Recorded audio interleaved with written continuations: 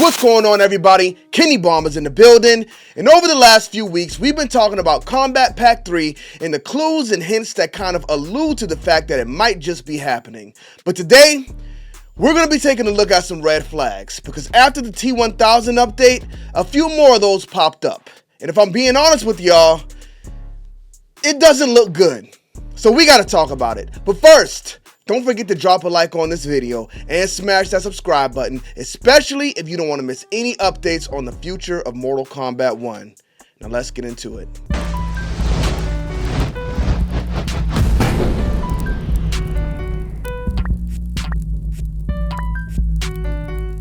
Run, boy, they coming on. Now, we actually saw the first red flag before this new season even started, but because everything had not been revealed yet, it was just too early to call it. Anything could have been teased or revealed at the end of T1000's official gameplay trailer, but at this point, T1000 is available in Mortal Kombat 1, and the new season has already started. And we were left with no idea of what to expect from Mortal Kombat 1 in the upcoming months, which brings us to our first red flag, and that is, unfortunately, our sweet Madam Bo.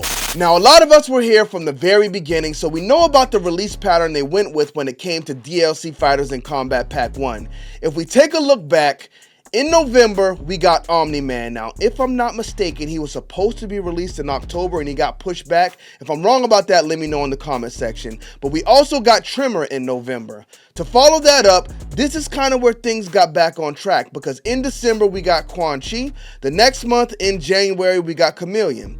In February, we got Peacemaker. March, we got Janet Cage. April, we got Ermac. May, we got Movado. So base, cameo, base, cameo. But by the time we got to the end, on July 23rd, Takeda and Pharaoh was released at the same time, and 3 days later, on July 26th, we got the official Chaos Reigns trailer. So where they could have pushed Madam Bo off until next month, much like they did with the cameos in Kombat Pack 1, or they could have even pushed her off until next season, just to keep us looking ahead for future updates in Mortal Kombat 1, they dropped her right in here with the T1000, leaving us with nothing to look forward to, and that's something they did not do in year 1. But that's not the only red flag we got this season, because this week it was like an avalanche of them. So let's go ahead and move on to the next one. Now, before we get into this next one, I will admit to y'all that I am an overthinker, but much like that character who we don't care about says, where there's smoke, there's fire.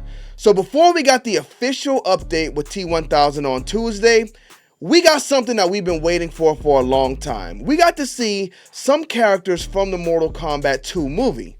And it was a specific set of characters we got to see. So the first one was Scorpion. The second one was Kitana. Third, Johnny Cage. Fourth, Shao Kahn. Now, this is a specific set of characters. Now, I was very excited to finally get to see these characters in the movie. I was very interested to see what they were going to do with Kitana because, well, her twin sister Melina was black in the first movie. Shao Kahn is one of my favorite characters in Mortal Kombat. The man is massive, and the man who's playing him is massive as well, so I can't wait to see his whole getup and how he looks standing next to the other set of characters. But I also wanted to see Quan Chi. I also wanted to see Noob Saibot, but we didn't get to see those characters. We got to see 4 specific characters. And what a coincidence. The day before the update drops, we get to see the 4 characters who are getting skins in Mortal Kombat 1. But what does that mean?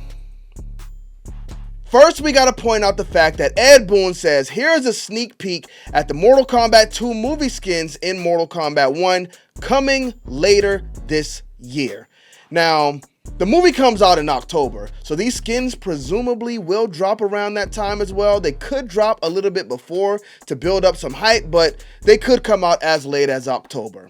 The problem is, we know when these updates drop, the PC heathens go digging in these files and pulling everything out. I see people on X playing with these skins already.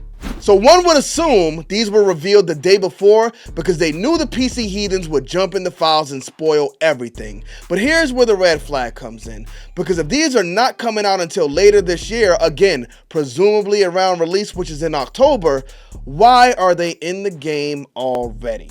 Another thing we're hearing from these diabolical PC heathens is the fact that they already set up as They're also stating that the next few seasons with invasions, new skins, and seasonal rewards have already been scheduled for the foreseeable future, which could mean Netherrealm Studios is fully moving their focus away from Mortal Kombat 1 and fully focusing on whatever project they have coming up in the future. Now, this is not 100% confirmed.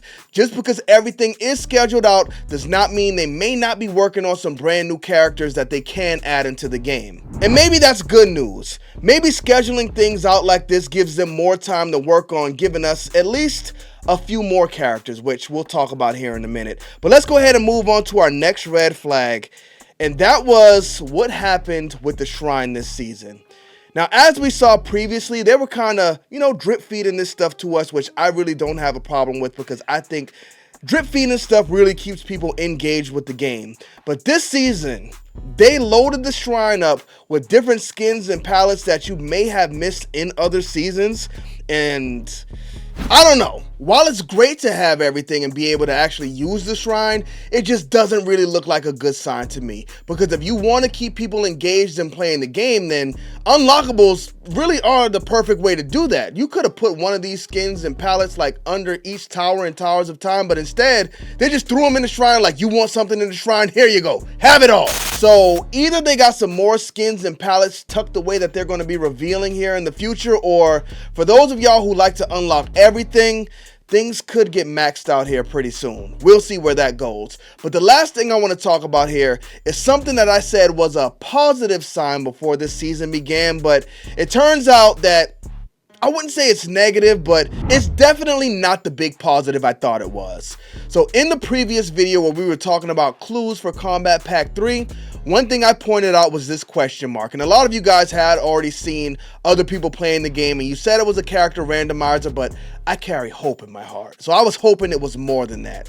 It turns out they did feel comfortable completing the character select screen where we had that dragon logo there all along, or that little silhouette with the plus sign on it. Now the secrets, the mysteries, and all of the questions surrounding that spot have finally been cleared because Netherrealm Studios has cemented it as our character randomizer.